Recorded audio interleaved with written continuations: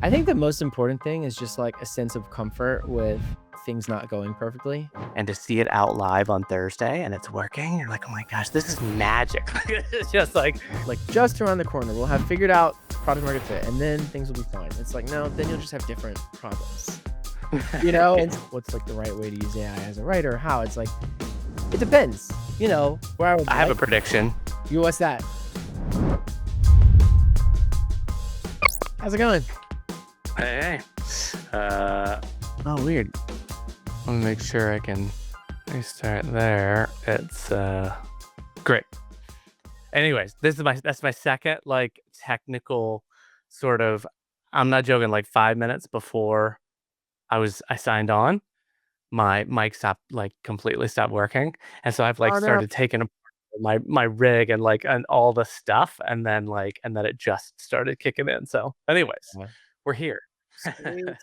Yeah, excited about it. And sorry I'm not in my office where I normally have like a better setup and microphone and stuff like that. No, no, no. Our house is we live in LA and just outside the evacuation zone, and so we went to stay with Oh wow, in-laws. Yeah, yeah, yeah. So I think we're good because it's like totally. pretty far away from any actual fire that's happening. It's just like the evacuation zone is pretty close. So yeah. Right. It's so scary when that stuff. I used to live in. I lived in LA for a bit, and then Santa Monica, and like it's so weird how you also just people get so used to it. Like you'd be at the beach in Santa Monica, and you would just see stuff burning on the ridges, like right over there, and you were like, "Oh, there's fire broken out over there." Like it's Yeah, just, right. oh my Yeah. gosh, it's Wild. crazy. Well, good. Well, I'm glad you're not in an affected area. I've been meaning to get back out there, so we'll have to grab coffee or drink or something like that next Great. time I get out there. Where are you That's these days? cool. Atlanta. Oh, nice. Yeah, I have family there. I have a Yep. family that lives there. Nice. Yeah, I'm from here originally, and then um, moved to was in LA for a couple of years, came back, and then lived in New York for 4 years. And we've got two little ones and a golden doodle. So we thought, you know what, we're going to go back to Atlanta for a little bit of space. So we've been here for a couple of years. Um, well, thanks for coming on and for spending the time. I'm super excited to hear about. Um, you go to your LinkedIn and you just start like scrolling and scrolling. It's like your history is so like interesting and rich, and there's just so many like pieces to it. And I want to hear about like the beginning of Lex and like Substack and like all the different pieces. But I'd love to hear just like to kick things off, like prior to business entrepreneurial, in the sort of growing up and school period. What was it like, and what maybe sort of either primed you, or was it family, or was it sort of mindset, or was it aspirational? Like what sort of do you think were some of the things that were contributors that sort of put those wheels in motion to where you've ended up now? Oh, that's a great question. Hmm. So when I was like really young, like, middle school, kind of like early high school, um, I definitely felt the sense of like I find myself being really interested in things, but I don't know what I can sink myself into. You know? Like sports were kind of fun, but I wasn't like the most talented athlete. And class is, it's class. Like how I was never gonna be like a grades optimizer. I just didn't feel Right. that wasn't like captivating to me. But I liked learning about things, but I liked to do it in a more free form, kind of like projecty way. And so anyway, eventually I Yeah. found debate. So sophomore year of high school, I did debate. I joined the debate team. Um, and it was just instantly like, oh my God, this is so much fun. I feel like I'm learning 10 times more than I do in any class, but it's also somehow like fun. And I just felt sort of naturally good at it. And that really kind of led to, so I did debate the rest of my time in high school. I did debate in college. I went to school, like, specifically to do debate, and it kind of led to this whole phase of my life of, like, learning what it meant to work hard, learning what it meant to try and get great at something that is difficult, and, And I'm sure debate from an entrepreneurial perspective has come in quite in handy, where like between sales and negotiation and all the sort of parts and pieces that go into that. yeah, it's a double-edged sword. There's parts of it that are extremely helpful, and then there's parts of it that are extremely harmful, and you have to unlearn, for sure. Mm, Because in debate, um, the goal is to be right. It's, like, hyper logical, and that's just not how the world is, that's not how people are, you know? Like, Right. everyone instantly you can tell when someone is, like, a jerk who's trying to be right, and debate trains you to be that jerk, and it's a Right. natural impulse that a lot of people, myself included, have, but it's better to actually untrain it than to, like, sharpen it, you know what I mean? Uh, Yeah, yeah, totally. and Or on the other side, I've been on the other side where I'm like, I can be highly objective, but on, "Oh, well, I see your side too, yeah, but I also really like," and to sort of see all sides at all times, yeah, and so there's somewhere in the middle, I imagine. totally. Um, Totally, but I mean, for sure, there's a ton that, like I think just the ability to sort of analyze something and think about something critically and clearly and, you know, in the end, also, debate is about what would be a good idea of a something to do, and the actor would be the government, you know, usually it's like the United States federal government should blah, blah, blah, and then you have to debate whether they should or not do the thing, and, thinking about actions and consequences and strategies and all that kinda stuff, I mean, startups are kind of that, right? It's just that you have yeah, different tools at your disposal. You don't have the same, you know, authority or budget or scope of responsibility. But um, you know, to think about what should we do is that's the central question of a startup, right? But you have the creativity and latitude and authority to sort of like answer it for yourself, you know, which is the most fun part. And then it becomes not a debate; it just becomes a challenge. So it's even more fun because you're not. That's all. I yeah, quit debate because I was kind of like, I don't know, this whole thing that's fascinating about it to me is sort of the question of what should be done, right? Aside from politics, aside from what can be done, it's kind of like what should be done. And then, right. you know, the only way you really get to like, you never get to do that. Like, and I don't know, even the president, like the president's very constrained, right? So it's sort of like a very long, fuzzy way off, and the feedback loop is like horrible. Whereas in startups, like you just do it. The feedback loop is like not great compared to some things, like whatever, a game, but like pretty good compared to politics, you know? Yeah, yeah, yeah, totally. It's a much, more sort of like friendly and fun, learning environment, and of course, you know, there's important things in the world that startups can't solve, but, there's a lot that it can, so it's fun. Nice. So you did debate in high school and college, and then what was your first sort of foray into, did you go sort of a traditional route with not like 9 to 5 or part-time, full-time, or did you sort of dive right into startups, or what was your sort of college, post-college, path? Yeah, so about halfway through college is when I sort of started realizing debate wasn't gonna lead me in the long run to where I wanted to go, so I started like, thinking about what other stuff I was interested in, and I had this internship, um, in DC over one summer, and, I was reading, like, Reddit or something like that, and I never really checked Reddit. I've never honestly been a super active, like, Reddit user. My vice has always been, Twitter, but, well, I guess not always because it wasn't at the time.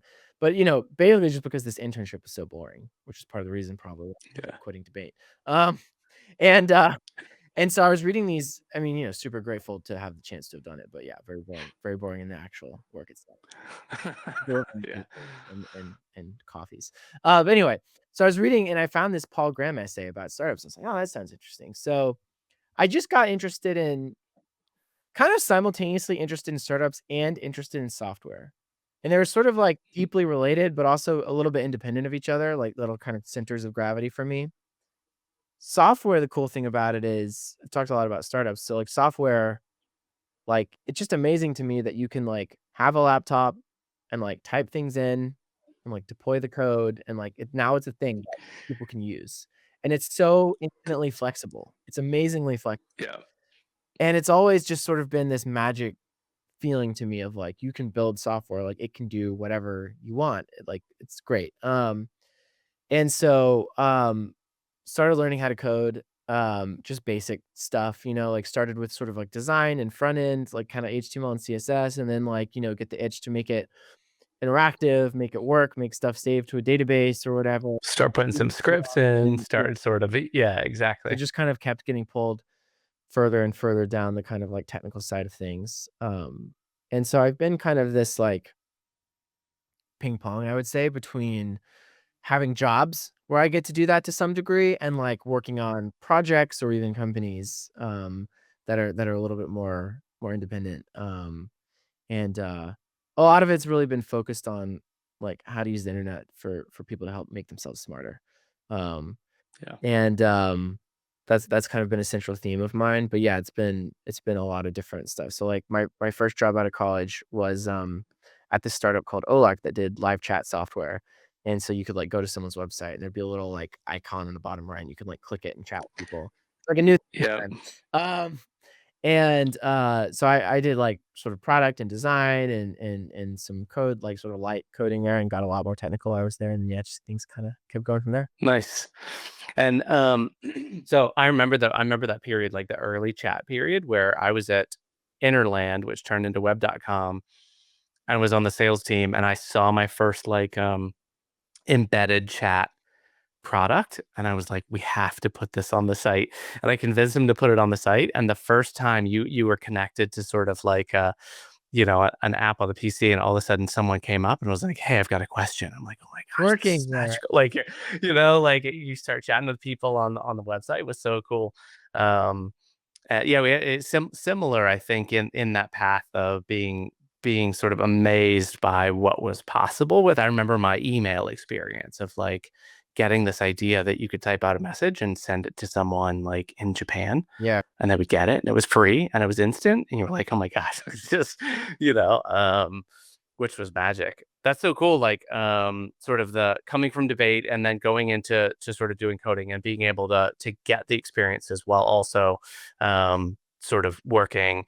And then what led you to I'm interested in your, like, pre-Substack, and was sort of what led to you at Substack. Yeah, so I, basically, had a couple jobs after Olark, started this, company, didn't go so well, had to shut it down, and then I was working at the time at Gimlet Media immediately before Substack. So Gimlet was a podcast network.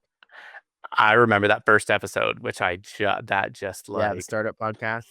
so Yeah. good. Yeah. So, yeah, incredible sort of editorial team there that made just honestly world-class podcasts, like the Startup Podcast and Reply All and a bunch of other great stuff.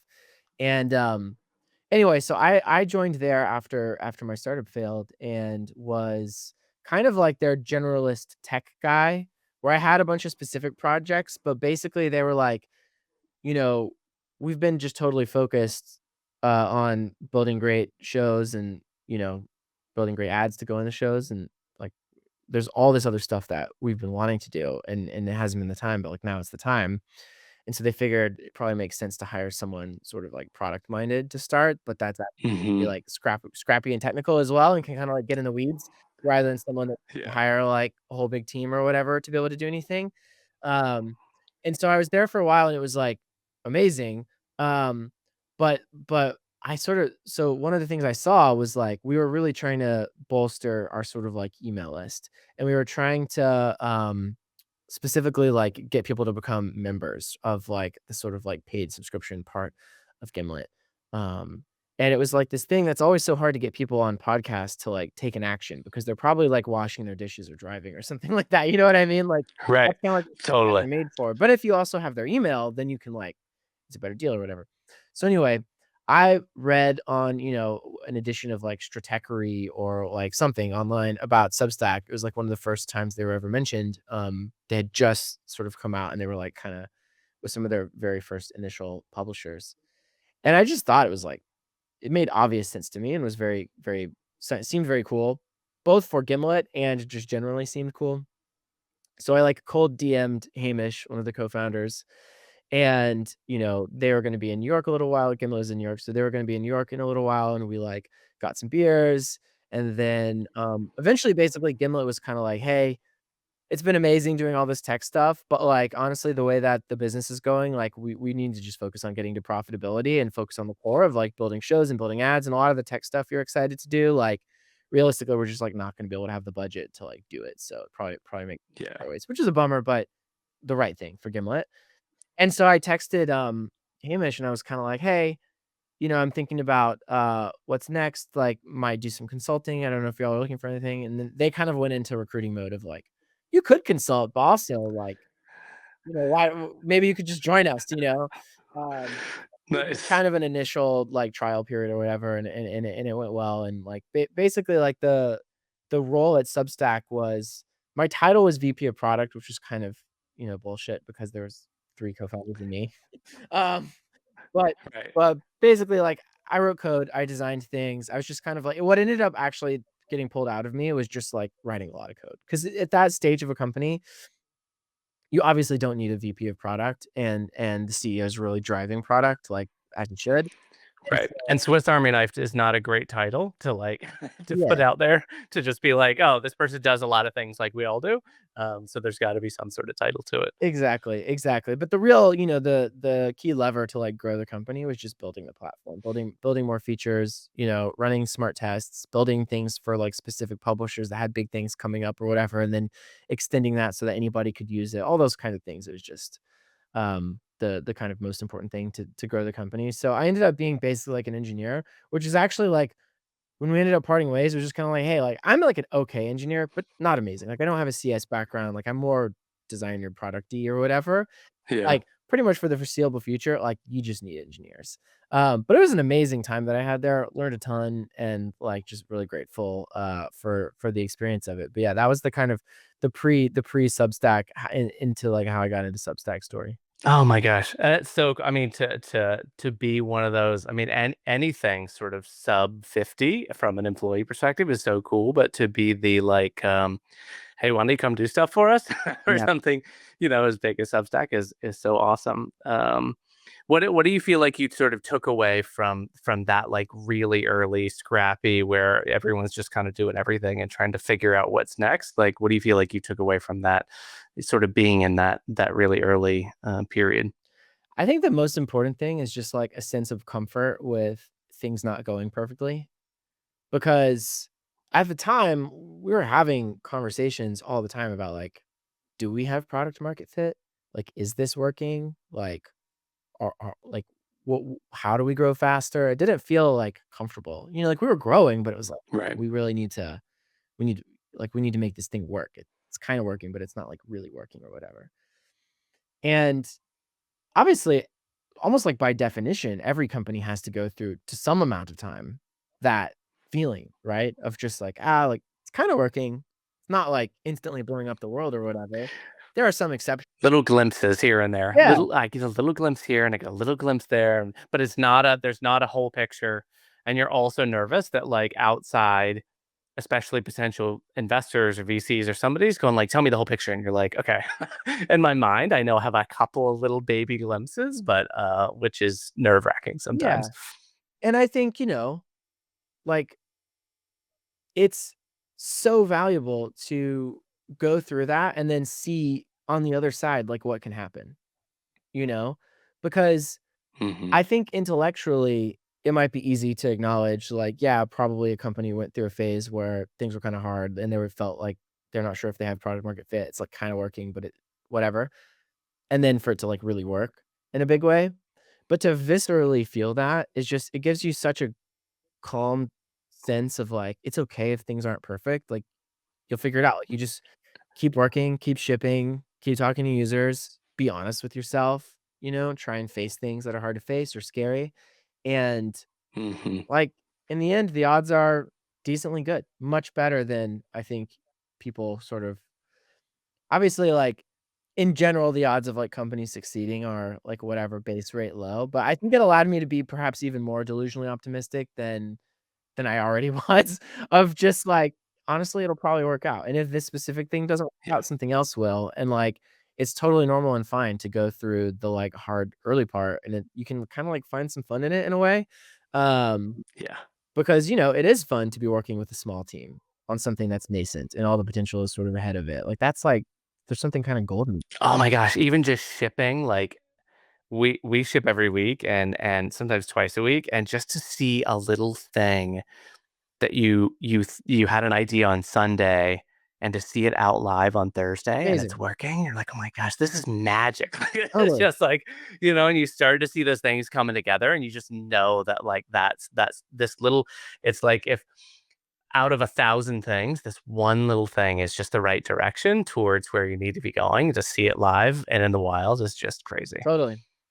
So I mean, I think that's the main thing, and then probably the second thing is just, like, focus and craft and details and polish, and I feel really proud that, I obviously can't take full credit, but I can take I think, some credit that, like, Substack has this reputation of being, like, a simple, easy to use platform that, like, just Yep. works. And, like, I remember in the early days going through so many different iterations of, like, the subscribe flow or, like, the little splash page that you get to put in your email and all these other things, and, like, working really hard with Chris, the CEO, to, like, find the right balance of how do we make this obvious, but how do we not explain too much, and how do we, down to, like, the Yep. word copy-wise and down, just a really detailed way.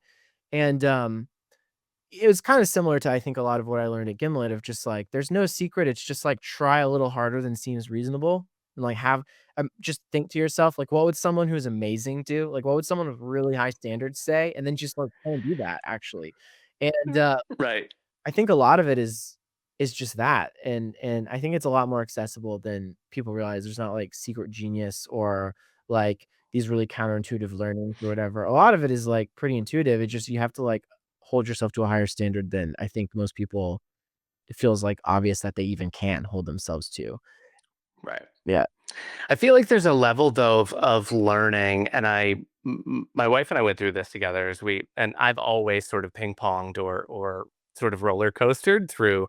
I work for a big company for 2 years, and I get to work on big projects, and then I'm like, this is bullshit. I don't want to do this anymore. Like, And so I leave and I start my own thing, and I sort of like web design, development, consulting, whatever. And then about 2 years in, I'm like, "Ah, I hate paying this much by myself for health insurance." And I'm like, okay, so I'm gonna go work at a big company, and but like in those periods, there was this one period we were in New York, and my wife is an actress, and we actually met as she was my waitress at a very high end sushi restaurant, which is a funny story. But she's amazing. She can just like learn and absorb just about anything.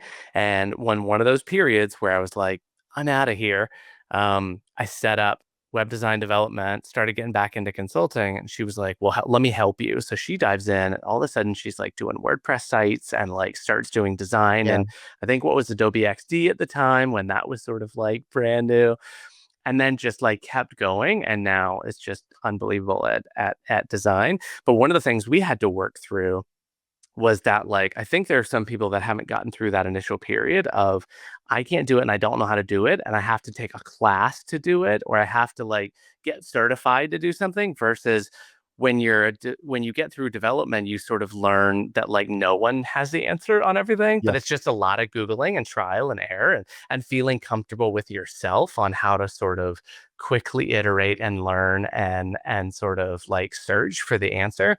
And I think about that from a startup perspective also, is how it's changed so much from like a the old business plan that you write it and you spend so much time doing it and then you have to go execute against that, mhm, versus like, now you think it's so much more of like iterating and discovering towards what the right thing is. But that mindset is quite a thing to learn how to develop. And you almost, some people I guess have to go through a hard period of it, or it sounds like you also had periods in previous jobs where you sort of learn to sort of get through that to be able to feel comfortable in sort of discovering what you don't know yeah. and feeling okay with that. Totally. I do think it's kind of like a massive eye opener when you realize, like, literally the engineers at, like, the most interesting, top, fastest growing startups are, Googling or whatever, asking AI now, um, just as often as you are. And yeah, you learn things and you Yeah. grow and you get more fluent, but it's constantly just about figuring out what you don't know. And so, and by the way, the problems continue. Like, what does it probably feel like to be someone who's running, whatever, a really rapidly growing, like, take, like, whatever, like, Sam Altman or something, you know? Yeah. He's probably got nothing but problems, you know, when it Oh, comes to growing. it totally is. And I've heard him say too, like it's basically like you literally are just absorbing all of the problems Yeah, at the top of the funnel for the entire company. right, And you just have to get okay at that, and not feeling like, and not having that stress you out, but getting to a good place where everything's figure outable. totally, 99% of the stuff are figure outable, but being okay, being like, all right, there's about 5 different avenues I could take this, and how do I sort of like, simply and calmly, objectively work through this? totally. So, like, I think maybe there's a feeling perhaps that it's like, like, just around the corner, we'll have figured out product market fit, and then things will be fine. It's like, no, then you'll just have different problems. you know? And so, like, So, it's like your yeah, life yeah, is actually not emotionally gonna feel that different unless you do, like, emotional work or something like that. Like, it won't like, the objective totally. circumstances of your company's, like, revenue or whatever, like, could change, but the subjective experience of running it Yeah. is more like you can work on it now and it's just as good. You know what I The mean? first time we get our first check, it's gonna be so much easier Yeah, because we'll have breathing room or whatever, and then you get your first, like, X amount check, because like, 250, and you're like, "Oh my gosh, now we get 250 in the bank," and it's sort of like, but then that goes really quick and there's a million things to do. And then yeah, you're like, okay, I need to get my next. I'm sure that feels very similar to getting your first two and a half or getting your first 50. yeah, But it's like, okay, I still have just a bunch of problems to learn how to sort of deal with just at a bigger magnitude. totally. It is weird because, like, Yeah, also there are things that objectively feel like are better or worse working environments or whatever. Like, I've had jobs or, you know, worked on companies where I'm like, "Ah, like, this feels more sustainable," or like, "Ah, this doesn't feel sustainable." So it's not as though, like, nothing matters or nothing affects you, but it is, uh, I think it's more about like, what's your role? Who are you working with? What are you working on? Like, what are you expected to do? It's like that kind of stuff rather than like how well is it totally. going, unless the how well is it going is like whatever. Personally, like we don't have you know, that much runway, so it's really stressful, or you know, we can't pay myself enough or whatever. Like that kind of thing is different. But past the point where you're like, okay, we have like a couple years worth of runway, or like we're able to pay ourselves enough so that we're not like worried about bills or whatever, then it's kind of like it's all just sort of whatever, different types of problems. You know what I mean? Totally. And I think I've also gotten good at one of those that I didn't expect, but I've started to feel more and more, and you start to get a little more comfortable with, is the idea that, like, you can have a win. You could talk to a customer where, like I would hang up and I would be like, I knew it. I told you, like, we're going in the right direction. This is great, or whatever it is. And then next morning over coffee, you're like, I don't know. Yeah. Should we be doing this? Like, Yeah, is it, like, what was I thinking? Like, is this even like, is my big vision? Are we going to hit or whatever? And then by the afternoon, something else hits.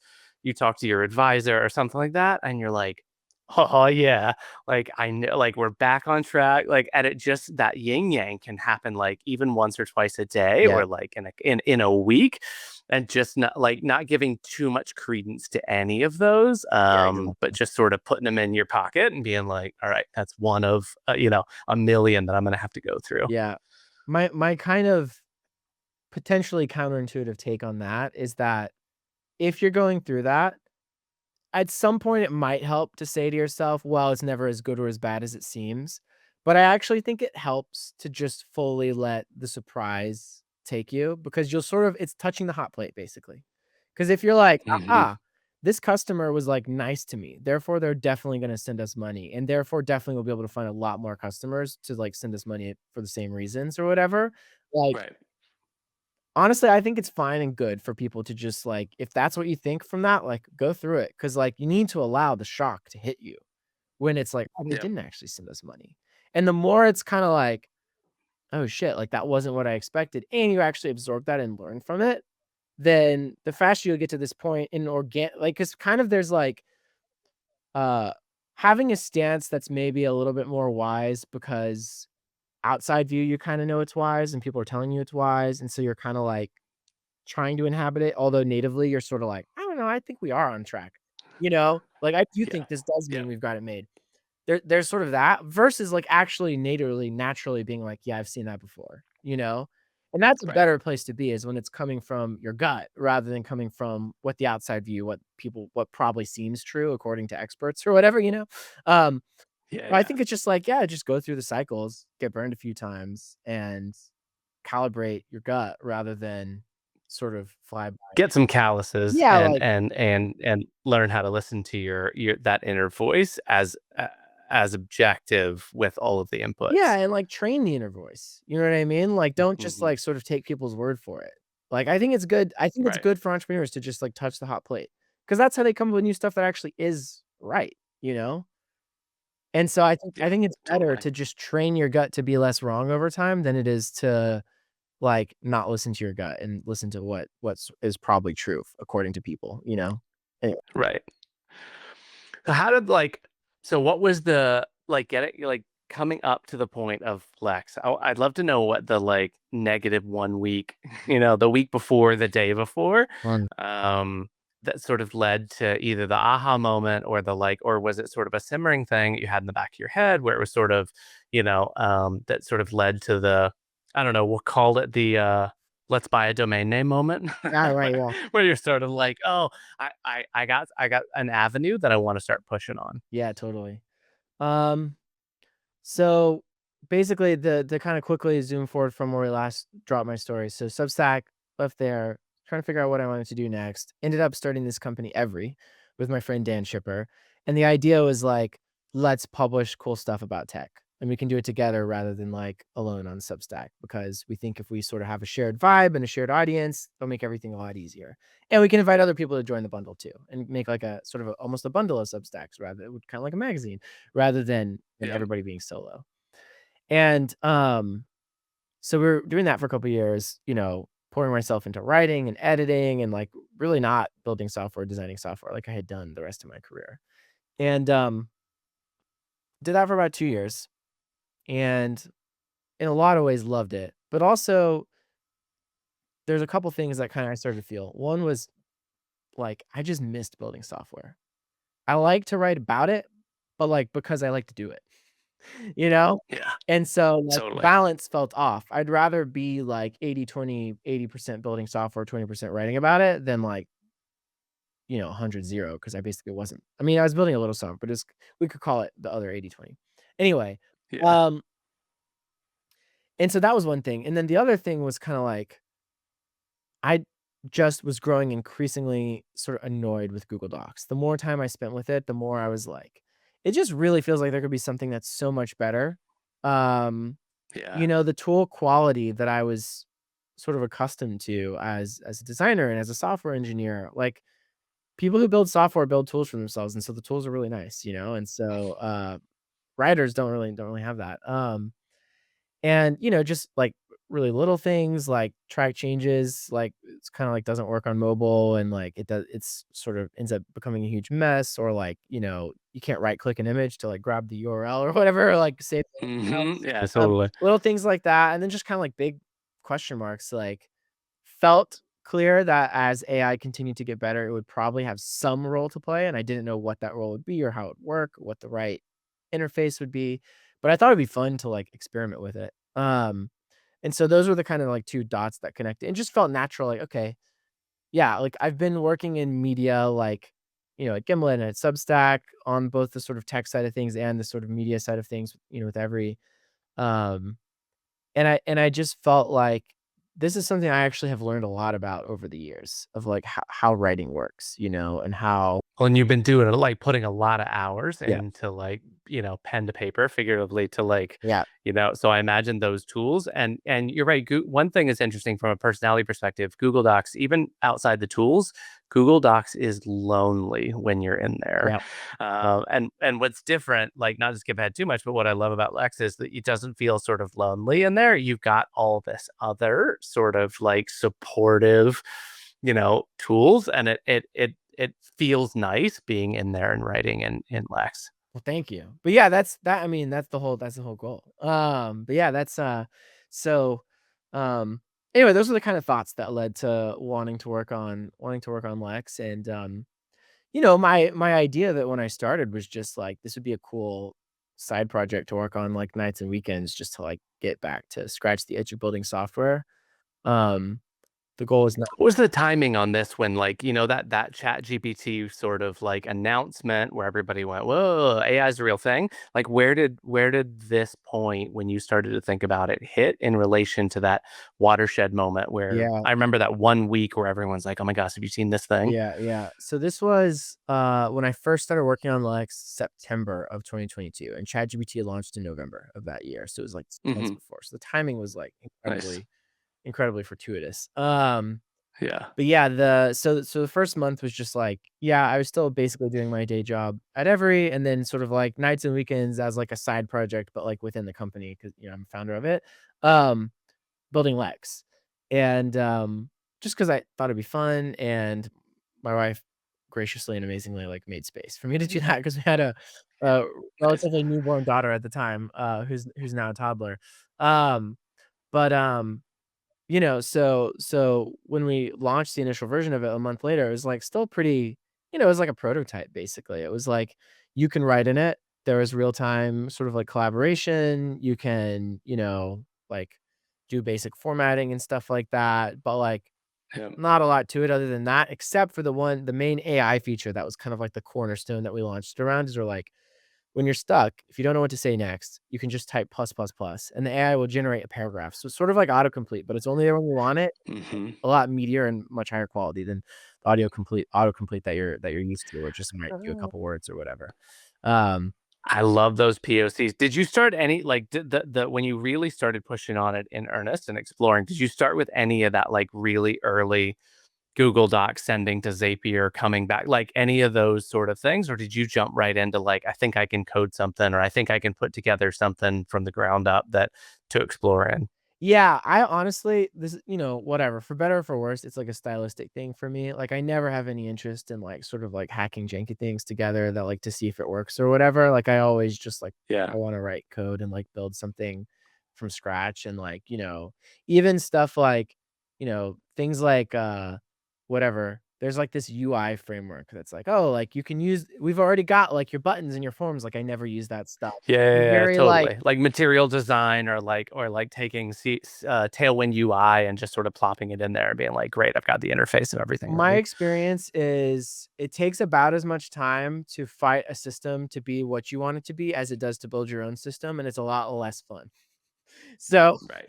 I just Yeah. build my own system usually. And, again, for better and for worse. But for me, a big part of the initial goal of this was more just, like, for fun, for building software, so, I Yeah. wasn't too interested in, like, like, yeah, let's do it if I could, like, hack together something with, like, Google Docs and Zapier or whatever. I was just like and also another main motivation was, like, I mean, I felt really confident that it could at least be the kind of thing that we would use internally. Like, I didn't know how Yeah. many other people wanted to use it. Maybe it's like a decent SaaS business. Cool. Like, we've got an extra like 10, 20K a month coming in as like a side thing or whatever. Like, and it just sort of sustains itself. Maybe we've got a developer that can kind of like work on it or whatever. Like, I had pretty low expectations to be honest. Um, Yeah. but like the main thing I kind of that ended up happening is just like the launch went really well. And it kind of woke me up to yeah, like, AI is a really this is, like, a very important moment, you know? Um, Yeah. and the launch went well, like, I mean, we launched, like, a month before ChatGPT launched, and so it's kind of in this, like almost in some ways, it was like a build-up moment to ChatGPT, like some a Right. few other things that launched, that year before ChatGPT launched were kinda like people were already hyped about AI, like, image generators and stuff like that were already, becoming really popular. Jasper was, like, raising this mega round or whatever at the time. Um, and, the big thing that kind of changed it for me is I just realized I just wanted to spend all my time on it, you know? Yeah. And so that You was the get thing that that really bugging, like sealed you can't yeah, can't fall asleep, or you wake up like you have those things where you wake up and go, I could start coding right now on this thing. yeah. And when that bug settles, it's hard to get rid of. That was the thing that kinda sealed the deal for me was it's like, I can't be effective at my job anymore, basically. Like, Yeah. 'cause I just basically wasn't interested. And you gotta have Right. someone, if they're, at a media company, like, responsible for editing and writing and helping to run the business, like, who's in, I'm just like Yeah. I, like, could try really hard to suppress it, or I could, like, let's just see what the best thing is for everybody and, like, follow this thing through. So, anyway, decided to spin it out, worked out an agreement with, like, my co-founder, investors, all that kind of stuff to spin it out, which is obviously, that was a hard decision, hard thing to go through in a lot of ways, but, I'm just so thankful that I got the chance to keep working on it and, to grow it as an independent thing. Nice. So you worked out that agreement, and then you're out on your own, like, what's that Monday look like when you've sort of, you've spun it out and now is it just you? And where did it sort of go in that first sort of month or quarter from that point? Yeah, so the spin out process kind of took a while. So there was sort of like Hmm. the moment of like the launch and the craziness and like the decision to like spin it out and all that stuff. And then there's like months of, I'm only working on Lex and I'm on my own, but we're still getting the spin out like finalized and all that kind of stuff. Um, So, like, sort of the biggest change was just, like, going from Lex as a side project to, like, we've decided to spin Lex out, and I'm working on it, and yeah, it's just me working Right. on it. Um, then when the spin out finally closed, it was more like, "Okay, cool, now we can go, like, let's go raise a seed round, let's" all that kinda stuff. Um, so that was sort of, like, summer of 2023, like, early summer, late spring of 2023. Like 6 months-ish after the initial launch or, like, 6 to 9 months. Mhm. And yeah, then so raised a seed round from True Ventures, like, hired a couple engineers, made, like, this really amazing kind of core founding team. Um, and, now it's been a little bit over a year since that kind of, like, founding team has been together and we've been gelling, and it's been like night and day since then. I would say the two biggest moments that felt like, "Aha, things are really changing," are Yeah. like, the original from side project to, like, it's gonna be a spin out, I'm gonna focus on it full time, and then the second big moment was, like, the team, hiring the team after the money got in the bank. Totally. From plus, plus, plus to the team. Yeah, right? Plus more people. Yeah, That's amazing. yeah. And I imagine with your sort of history, how was it post spin out and sort of starting to raise capital? Was it one of those that like was that a long period or was that like, how many users did you have at that point? And did you already feel like you had a pretty good fit? So raising at seed round wasn't going to be or were you still sort of pushing on product market fit and trying to really find your sort of footing around that period? Yeah, honestly, it was something I was super worried about, because the spin out is, like, not cheap legally, you know what I mean? Like, to get something like Yeah. that done, and, it's not like I had, like, enormous amounts of, like, unlimited personal savings that I could, like, pour into it or whatever, and AI is expensive, to offer it, and we Yeah. couldn't we couldn't charge for it because, basically, as soon as you start making money, you have to value the IP that we were spinning out into an independent entity, like, totally differently, and it could be really expensive tax-wise to, like, spin it out, so, like, we've got this Right. product that thankfully has a lot of users, but also that rack up a lot of AI costs and that we can't charge for, and there's, like, this spin out bill or whatever.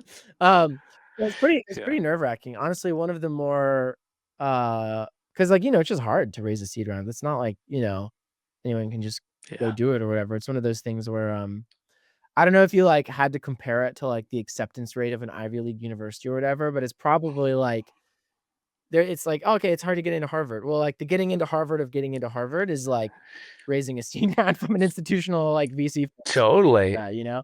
And I mean, even Bezos has said that was the hardest thing he's ever done in his life. Yeah, I remember we were talking, Ben Huffman, who started Contra, was basically yeah, like, I had plenty of people that was like, this is a terrible idea. yeah, Like, this is not a good idea. Like, why? Like, and going through the period of convincing, like, it in your bones that like you can see the future and like where something's going. But people on the other side are sort of really fixed on right now. Is this going to like resonate with people right now? And that sort of gap in between there where you're like, I promise this is a thing. yeah, I yeah. promise. Like you know, so I imagine, and was that you spun off and you're in that sort of limbo, that bootstrap limbo, right? Also, where you're like, how much room do I have on my Marriott visa? Yeah, right. Or whatever, like trying to like grow things. That's an intense period. Yeah, definitely intense. But yeah, super thankful. Basically, like, we couldn't raise any money until the spin out was actually done. Um, but, Hmm. like, right as the spin out was closing, like, around that same period of time, I got, before I really started the fundraise process, I got, basically a cold DM from, Natasha at True Ventures, and she was just like, "Hey, like, Lex looks interesting, would be cool to chat." And I was like, "Okay, yeah, that sounds good." And so we started Nice. chatting, and then they were basically like, "We'd be interested in, like, leading a seed round if you, wanted to wait and go run a process, you can do that. Also, like, we could just figure something out probably." And so I was like, I ran a lot of references and I learned I had heard of them, but I, didn't, like, know a ton about them, and then I talked to more people and, like, they have an incredible reputation, amongst founders, and Nice. now that I've been sort of working with them for, almost a year and a half now, I guess, I know exactly why, because they strike a extremely hard to strike balance of being supportive and challenging you. And I think a lot of Hmm. investors either challenge you way too much and kinda they need it to work out too bad, and it's like they sort of think they know better than you, or like it's their company. Right. They're really pushing the entrepreneur to do, like, specific things or whatever, and that usually doesn't work out very well, or it's the other end of the spectrum and you just, whatever, they're polite, they'll help if you have a specific ask, but they're not, like, super involved, you know? Yeah. And True's been incredible about proactively doing things that support and also challenging, like, the way that I think about things sometimes, like, but in a sort of, it's your call kind of a way. Um, Right. just I don't know, the trust we've built on it, it's, like, it's really incredible. I feel very lucky, and I've heard tons of, you know there's horror stories, and then there's also just, like, typical kinda like, it's, like, fine, with, like, cases where Right. people be polite, but they're not really, like, gonna sing the praises that loud of, like, the VCs they work with. So, anyway, Natasha specifically, Adam, and then just everyone at True, has yeah, it's been an incredible experience.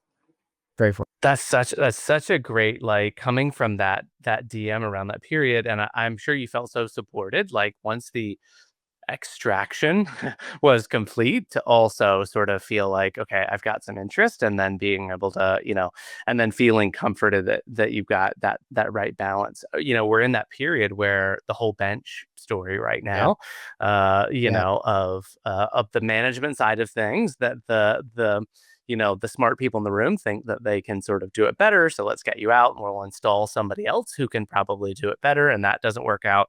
And then I could totally see on the other side where it feels like, you want someone to stay out of your business, but that, like, you really want, like, enough support yeah, and sort of guidance that you're like, I've never ventured these waters, so if you can just be around enough, that, I can see how that sort of, lightly challenging, and you feel like you've got sort of, enough just behind you, sort of driving and pushing in the right way would be super helpful. totally. Um so you seed round, and then you started hiring from that point, Yeah. and you sort of have this core team, and you said it's been about a year now, right? Yeah, about a year since then. So we, like, closed the seed round kinda like end of summer of 2023, did a hiring process, made a couple offers, people started joining kinda like fall, like late fall of 2023. So it's been just over a year now. Nice. How's it been, like, as the team has spun up and you sort of made progress on the product and started to roll it out? Have you seen any sort of, not hockey sticks, but have you seen any sort of major pops over the past little while with, the adoption of AI, and have you seen any sort of interesting spikes or sort of watershed moments in the past, like, year or so? Yeah, definitely. I mean, kind of like, I would say still relatively small scale, right? The good news is we're a small team and we're like I mean, it depends on assumptions are hard to, like, make around startups, like cost and growth and stuff like that, but, like, probably we'll be able to get to profitability next year, which is great. I'm so happy that that's, like, just Nice. such a huge, to go from, "Oh my god, there's, like, this huge legal spin out bill, and, like, we've got all these AI costs, and, like, are we gonna be able to raise money?" And all that kinda stuff, so, like, Can I keep it alive? yeah, exactly. So, like, probably, like, it feels unlikely that it'll die for cash reasons unless I, like, mismanage things or whatever. So Yeah, that's yeah. great. But at the same time, like, if you sort of step back and think about, like, well, what's our mission? Like, what's our goal? Why are we doing this? And, we wanna make an obvious word processor, like, the tool of choice for writers who are doing any kind of sort Right, of serious or even semi-serious writing. And that's, like, a lot of people. There's more of those than there are, like, software engineers, for example, right. or designers. If you look at how big of a company like Figma is, like that, you know what I mean? Like, this is a really, Yeah, really big market, and we're like totally. 0.001% of the way there. And so on the one hand, if it feels great to be sort of in this, like, on track for profitability before the bank account runs to 0 kind of mode, like Mhm. 5 or whatever. On the other hand, it feels like we're not on pace to be, like, setting the world on fire yet. Like, the real there have been, like, jumps or whatever as we figured out things, but they don't feel like we figured out, like, the big thing or whatever. So we're still kind of Right, we're figuring out, like, the right sort of product and onboarding experience, and we've got, like, really big substantial changes coming in the next few months to the product that we're super excited about, and there's stuff like that that's, like, on the horizon. So, like, it's kinda like how I felt honestly at Substack in the early days, where it's sort of like something works it is growing, Totally. but, like, it's not like this obvious, like, Not "Okay, we hockey gotta stick, raise, like, but I'll the tell you bar." this, like a stair step. And we have the we launched publicly in September, so we're still super early. But I think it was Monday, we had one of those moments where my co-founder and I were like, where are these signups coming from? Like all of a Yeah. sudden, like the sort of sign up bell starts ringing a bunch, and you're like, "Are you doing that? Did I do that? Like, did somebody like, Yeah, and you're kind of like, and then you get this big pop of.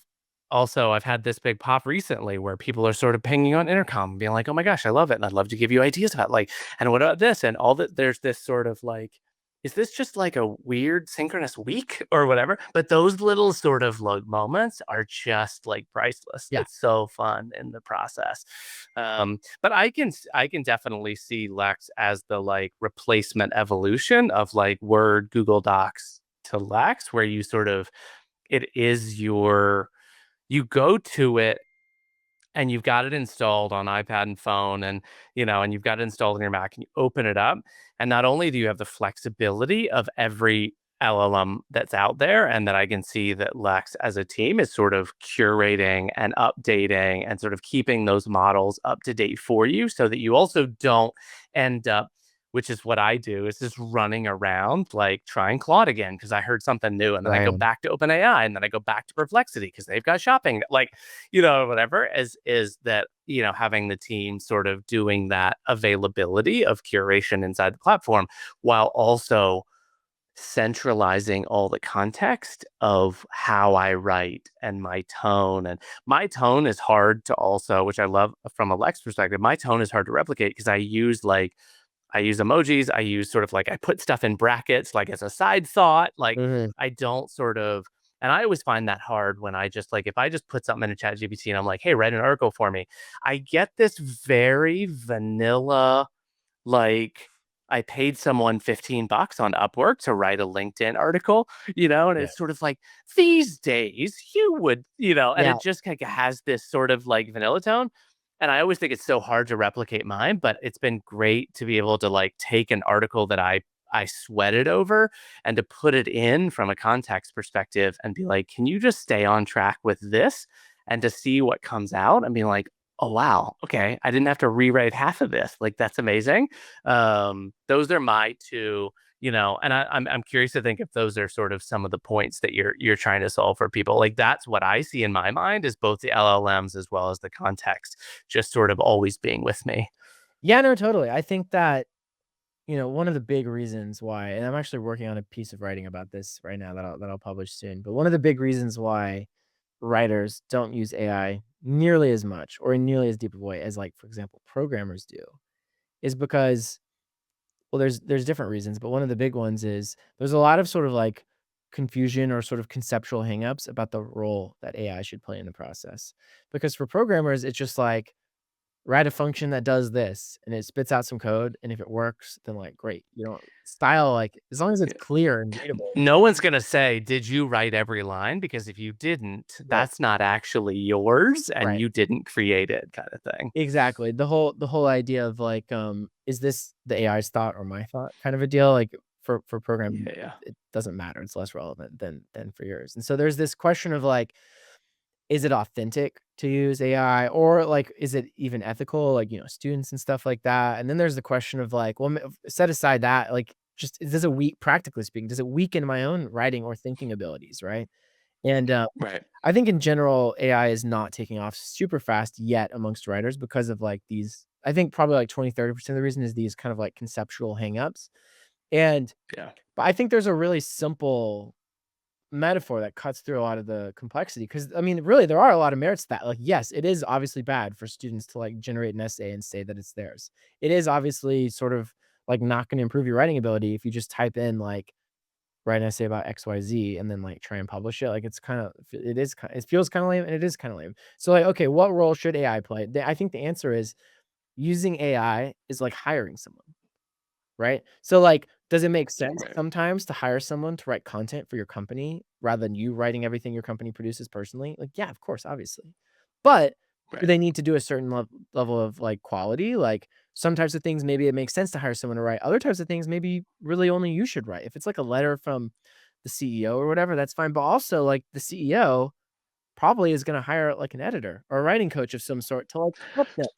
And then you can hire Totally. there's different roles and jobs you can hire people to do. You can hire people to help make you stronger and train your ability to Yeah. something. You can also hire people to just do a thing for you and like different contexts, maybe a better a different How many people have had books ghostwritten? Or, like, it exactly. doesn't mean that it's inauthentic if the CEO didn't sit down one morning with a blank sheet of paper and coffee and And yeah, start "Dear Company," and, like, went all the way through it.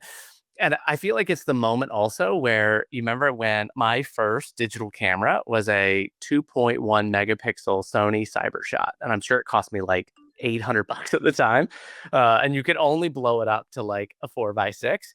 But in that period when you were going from film to digital, all the photographers being like, "Oh, no, no, no, like, film is the ol like, you are not a photographer unless it's, like, digital is just this, like, throwaway, yeah, whatever."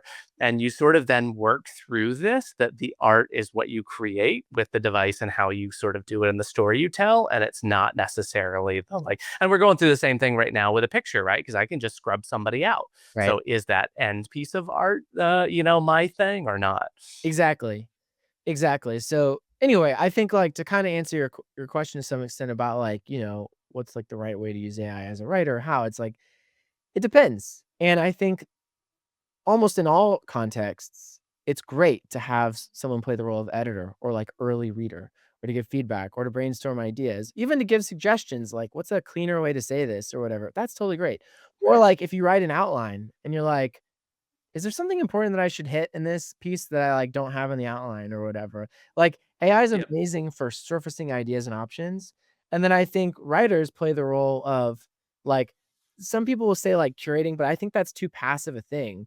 I think writers play the role of taking it like, deliberately eliciting ideas from AI and selecting and morphing and shaping them until it's something that truly is, like, it's your thumbprint on it, it's your writing, and Right. It maybe gives a soul to it. if you turn on, like, our little view of, like, highlight in blue, like, what stuff is AI written or whatever, there's, like, sprinkles of blue here and there, but it's, like, it's all basically you. You know what I mean? It's just a Mhm. you that Yeah.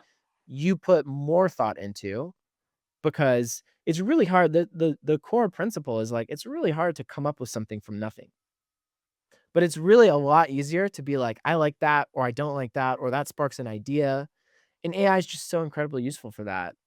And, like, look, I do think that AI is totally it's there's some context where it makes total sense for AI to just generate the whole thing. Or other Right. contexts where it's like, maybe AI generates a draft for you, so you can kinda wrap your head around, "Oh, okay, this is That's interesting, and I can now totally expound on this," you know? I think that's also totally fine.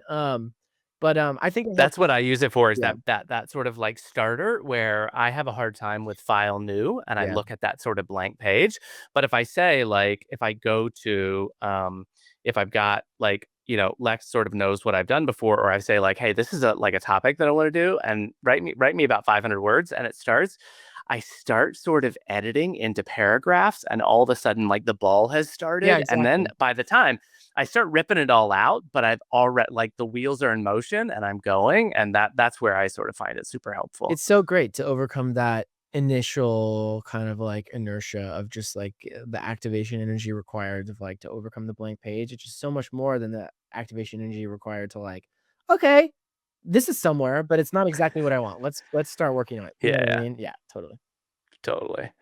Well, so final thing as we think about the future, and I appreciate, I just love that, like the whole story of your past and like getting up to this point. Where do you see what is that sort of 3 year, 5 year view of where do you see sort of Lex playing into people's lives and the evolution of it? I mean, there's so many different ways that it could unfold, right? Like, maybe we end up getting pulled in some really kind of specific niche, right? Like, maybe we remain this kind of general purpose, like, sort of almost a direct competitor to Google Docs, which is like a little bit foolish probably for a startup, but um like, I don't know. It doesn't Not feel like really though. yeah, it doesn't feel like the market is pulling out of us something that's like, you need to be like this super narrow thing. Like our users are like, there's like in our Discord, like professors and like fantasy novel authors and like journalists, and they all kind of ask for the same stuff. You know, Yeah. it's all about this. What's the ideal writing tool in a world where intelligence has is, gone cost has gone to, like, 0 and, machines can think or whatever. Right. Um, so, um, where I would I have a like prediction. what's that? I have a prediction. I see Lex as my writing API, Mm, where it's basically like, you remember in the movie Her, where Joaquin Phoenix is like writing love letters and all that sort of stuff? Like, in that sort of instance where he's sitting there and he's writing love letters and it's coming from him, I see that as basically like whether it's in his ear or on the computer, it is going through a Lex filter that sort of not only knows my preference of the LLM, but also the context of everything I've ever written and the tone and those sort of things. yeah, Because you're not going to be able to like, we're going to be inundated here soon with so many, and we already are, right? I've got Slack AI, I've got Notion AI, I've got Siri, I've got Google, I've got Alexa. Like they start doing it and each one of those knows like yeah, very little about who I am and what I do. But to be able to sort of have this like filter for all of that, or this sort of like connector, I would see basically being like, yep, I want you to be the sort of like initial front end for when I start sort of writing before it, gets out there and does yeah, stuff.